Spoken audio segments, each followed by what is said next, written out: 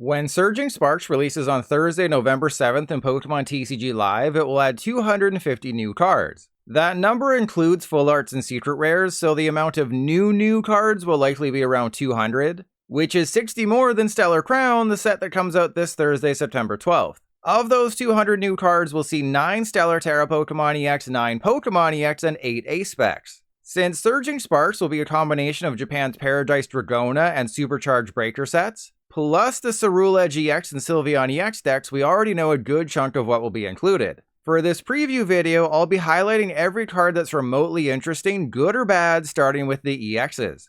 I don't think you're prepared for the power of Ceruledge EX. For a single fire energy, it does 30 base damage plus 20 more for each energy card in your discard pile. Yeah, it has a second attack that does 280 damage, but ignore that because it requires 3 different types of energy like all Stellar Terra Pokemon. All you have to do is get 15 energy in the discard and you're one-shotting everything meaningful with Ceruledge. It might seem tough to do, but between Squawkabilly EX, Radiant Greninja, Trekking Shoes, the Perfect Mixer Ace-Spec, and your discard supporters like Research, Ceruledge will be the second coming of my favorite expanded deck, Volcarona V. Sylveon EX is less powerful, but it features a much more interesting attack. For a Water, Lightning, and Psychic, you shuffle 2 of your opponent's bench Pokemon into their deck. So if they have a couple of stage 2s, now they have to restart the whole process. Or if they loaded up a Regidrago V-Star after using all their energy switches, now they hate you. I'm not sure if Sylveon will actually be good, but there are several ways to get it powered up. Whether it's Mirage Gate, the Baby Leafeon, Blissey EX with Glass Trumpet, or Sparkling Crystal, launching Angelite won't be impossible.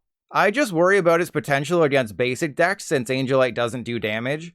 And Magical Charm only really works if your opponent doesn't switch out their active to break the secondary effect that reduces its attack by 100. Regardless of Sylveon's power, the new Eevee is great. If it's in the active, it can evolve right away, regardless of what turn it is. And since it's a colorless Pokemon, you can Trumpet to the Eevee on the bench, move it to the active, then evolve it into Sylveon and use Angelite turn 1. Black Kyurem EX is bad. Like a lot of water Pokemon printed recently, they just can't measure up against Chien-Pao EX. Sure, it has 10 more hit points and the attack does 10 more damage than Chien-Pao would do for 4 energy, but it has no ability and the big attack damages itself.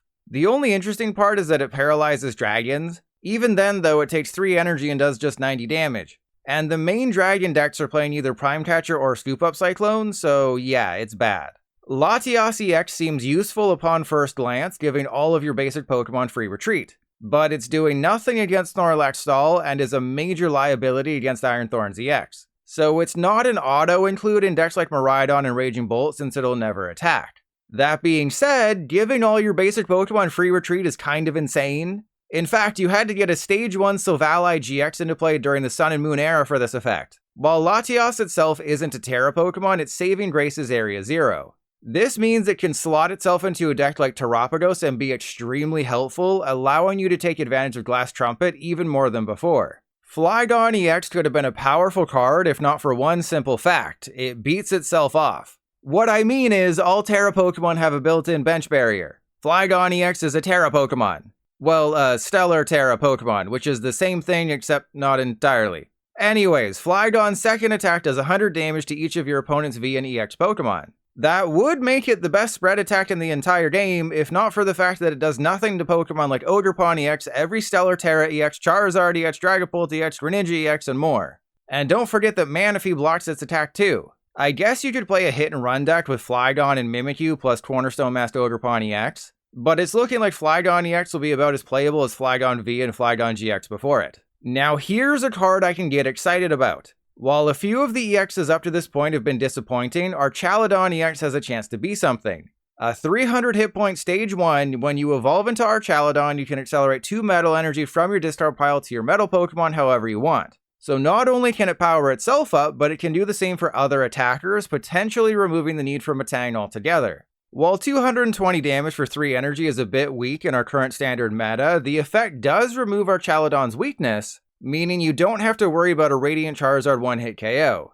You do have to worry about a bosses on a benched Archaludon EX, then a Radiant Charizard one-hit KO though. Another great part about this archetype is that the new Duraludon one-shots a Mimikyu for a single energy thanks to weakness. I want a Alolan Exeggutor EX to see play. The Execute is weak as hell, sure, but its attack can be used turn 1 going first to evolve directly into the Exeggutor. And Tropical Fever isn't terrible, dealing 150 damage and attaching all the energy in your hand however you want. Plus, its second attack one-hit KOs a basic Pokemon. Unfortunately, that one-hit KO move is reliant on a coin flip. If it's heads, you can only knock out their active basic. If it's tails, you can only target a basic on the bench. It's a rare case where you want to flip tails on a card because there's all those juicy Pheasantipity and Squawkabilly and Mew EXs sitting back there. No, as much as I want it to be a thing, Alolan Exeggutor will be relegated to side piece status in Regidrago V-Star. And even then, its first attack is just worse than Dragonite's Energy Hurricane from Silver Tempest. And I'm not sure maybe KOing a basic is worth it either, though against Raging Bolt it'll be super helpful. Because new cards coming in Japanese sets are revealed periodically, I'm writing about Cyclizar EX a few days after the others when PokeBeach posted the full translated set list. We knew about half of Paradise Dragona ahead of time, while the other 30 or so were shown off the other day. And I gotta say, the back half is massively disappointing. Aside from Cyclizar, which isn't even good, none of the newly revealed cards are worth talking about, making me a bit worried for Surging Sparks overall. Focusing on Cyclizar, the only reason you want to play it over Terapagos is if you really want to have a lot of cards in your hand. Otherwise, Terapagos is just better in every way, from hit points to damage to effects of attack. Thanks to some English product announcements, we know about the Magneton coming in Surging Sparks. The art makes the text almost impossible to read, so here it is. Once during your turn, you may attach up to 3 basic energy cards from your discard pile to your Lightning Pokemon in any way you like. If you do, it's knocked out. Because Lightning Pokemon needed more ways to accelerate energy, you can now run Magneton while also controlling the number of prize cards your opponent's at, giving you constant access to Countercatcher and Defiance Band with someone like Iron Hands.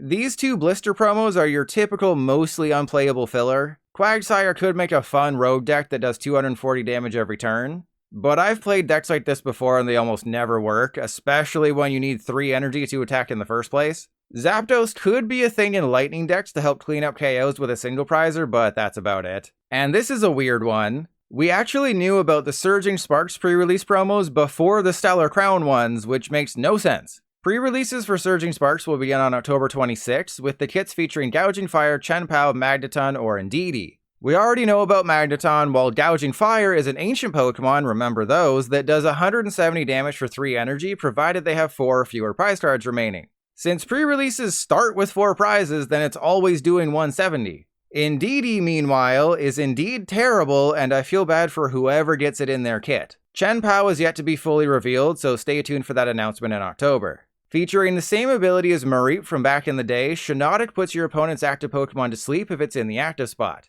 Great ability, yes, but the 2 retreat cost hurts it, as Rescue Board only reduces retreat cost by 1. Maybe it could be paired with Pecharunt EX and the Baby Morpeko, but that's about it. Quaquaval is just a worse Bibarel since it's a stage 2, and you have to put a card on the bottom of your deck to use its ability. And even when Bibarel rotates early next year, Quaquaval is still probably a worse option than the Dunsparce. The new Azumarill is kind of nuts. For a single Psychic Energy, it does 230 damage. The only drawback is that you have to have a Terra Pokemon in play. On the plus side, this means you can run Noctowl in Area 0 for consistency, plus Cornerstone Master Ogerpon as your Terra since it has the best chance of survival, and make a deck that's actually looking pretty good. Smoochum is another 30 hit point baby Pokemon with free retreat and a free attack. While Cleffa is still a better card, Smoochum can accelerate 2 Psychic Energy from deck for free, basically turning it into a Turbo Energize. Problem is, Gardevoir EX already does Psychic Energy Acceleration, making Smoochum kind of irrelevant until Gardevoir rotates in 2026.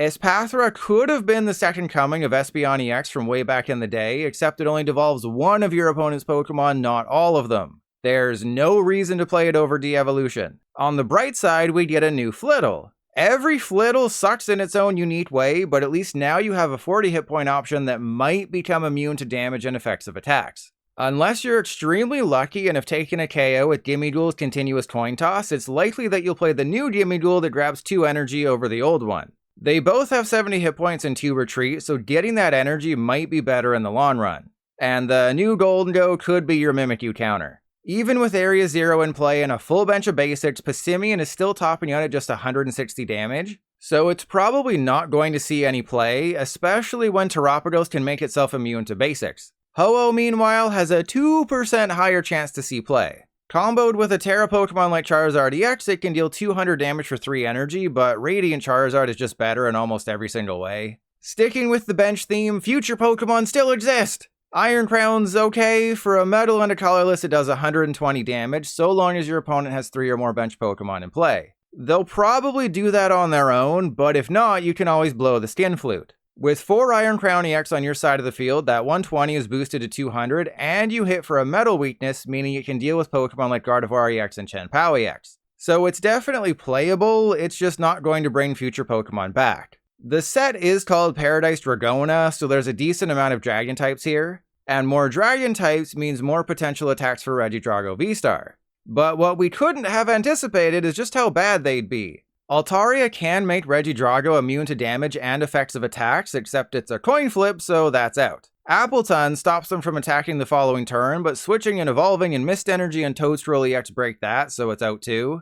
And Flapple, I mean, it's somewhat useful, I guess, if you build up Dragapult EX Pings or use Kyurem's Snipe Attack wisely. Because if their active has 110 damage on it, Sour Spit hits for 220, meaning you can beat off a Charizard EX.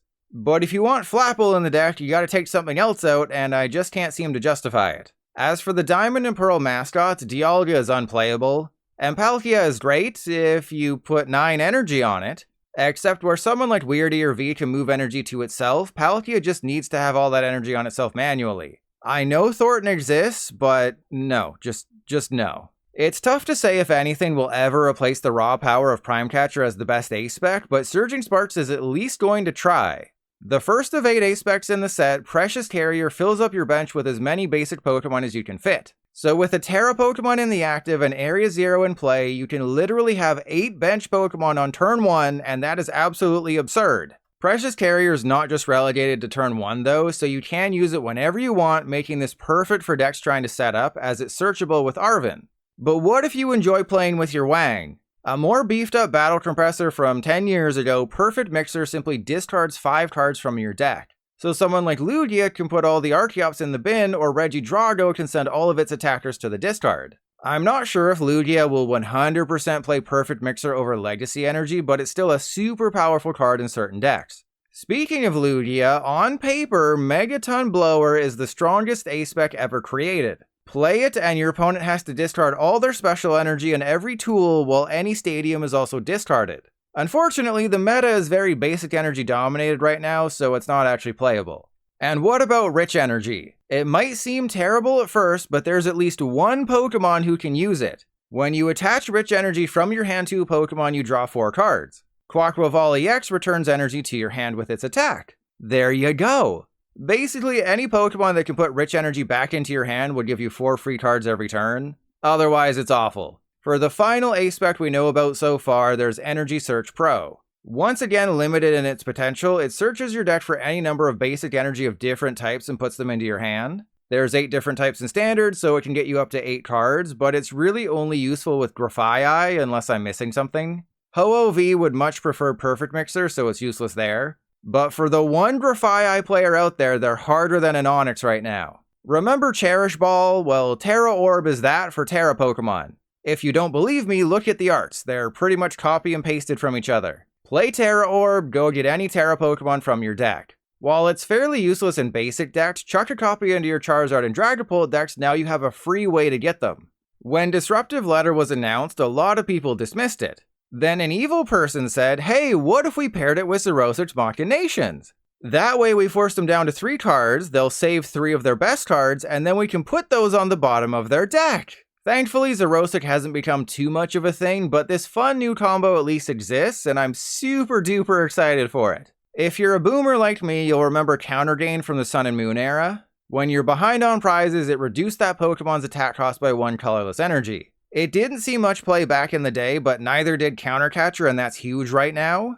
And we also have cards like Dusclops and Magneton to activate it. While there are better tools in the game, if you have a Pokemon with colorless energy and its attack cost, don't forget this exists. At the beginning of the video, I told you I'd be highlighting every interesting card regardless of its goodness. Well, this is what I meant. Helper Bell can only be played on turn 1 going second, otherwise it's completely useless. Yeah, it can grab a supporter, but Pokegear is just better. Then there's Dust Ball, which is a reverse Great Ball searching the bottom 7 cards of your deck. I know some nerd will comment that Great Ball is actually a reverse Dust Ball since Dust Ball was printed first, So I'm saying we play the Uno reverse, and everyone watching this video comments, actually Pilot, Dust Ball predates Great Ball. As for Dragon Potion, healing 60 damage from your active Dragon Pokemon could be somewhat useful in a Goodra V-Star deck or a Regidrago with Goodra V-Star deck. Otherwise, I'm not sure it's very useful. Switching to the supporters, a less mature Pilot who made crass, childish jokes would have dismissed Surfer. But the sophisticated Pilot you see before you knows that Bird Keeper was a playable card back in the day. Surfer has a similar effect, switching your active Pokemon with one of your bench Pokemon. Except instead of a draw 3, it draws you up to 5. So you can't go from a hand of 5 cards to 8 like you would have with Bird Keeper, but Surfer should still be a one of in a few decks. To quickly wrap up, Drayton is garbage, Lycia's appeal doesn't appeal to me and is only useful if everybody solely played basic decks, but I'm sure Snorlax Stall will love it. And Drasna is just a worse Lucian because Drasna only has the chance to screw you over. We're also getting a berry with a name that I feel I can't say here without getting demonetized. It follows in the footsteps of Octoberry and Pyapa Berry, reducing incoming damage from water Pokemon by 60, then getting discarded. These berries really only have usefulness if a certain type is doing well in the meta. So if your Palkia matchup is trash, think about it, but Bravery Charm or Hero's Cape will be better in 99% of decks. Why stop at our last set of 2024? During Worlds last month, we got a sneak peek at the gimmick coming in our first set of 2025. This time around, it will be the return of Trainers Pokemon. The ones we saw include Lily's Clefairy EX as well as Marnie's Grimmsnarl EX. Clefairy seems awesome, giving Dragon-type Pokemon a Psychic weakness. So all those smug Regidrago and Dragapult players have to worry about Psychic types now. The attack on Clefairy is less exciting as it's just a straight copy of Raikou V and Hentai V. Still decent when paired with Area Zero though. Marnie's Grimmsnarl EX has a fairly weak attack, but the ability is great so long as we get a lot of Marnie's Pokemon. When you evolve into Grimmsnarl, you can accelerate 5 Darkness Energy from your deck to your Marnie's Pokemon however you want. It's basically Charizard EX except better. N was the other trainer featured, and we know about his Zoroark EX and Reshiram. Zoroark features the exact same ability as Zoroark GX from the Sun and Moon days, which discards a card from your hand and draws you 2 cards. The attack then depends on the strength of N's other Pokemon, as Night Joker only copies one of your benched N's Pokemon's attacks. One of the Pokemon it can copy is Reshiram, which does 20 damage for each damage counter on it, or 170. Pokebeach broke down the trailer and noticed that we're probably getting Arven's Mabostiff, Misty's Psyduck, and Ethan's Pichu. Japanese product listings, meanwhile, tell us that we're getting Steven's Metagross EX, and Marnie will also have a Morpeko. Finally, at the tail end of the trailer, they teased the Team Rocket set also coming in 2025, featuring Mewtwo. The pack arts for Surging Sparks feature Pikachu EX, Latios EX, and Latias, Alolan Exeggutor EX, and Archaludon EX. So expect Pikachu to be the headliner of Supercharged Breaker, which is out in Japan next month. And as a result, we should learn about the second half of Surging Sparks in early October, so stay tuned for lots more news as it arrives.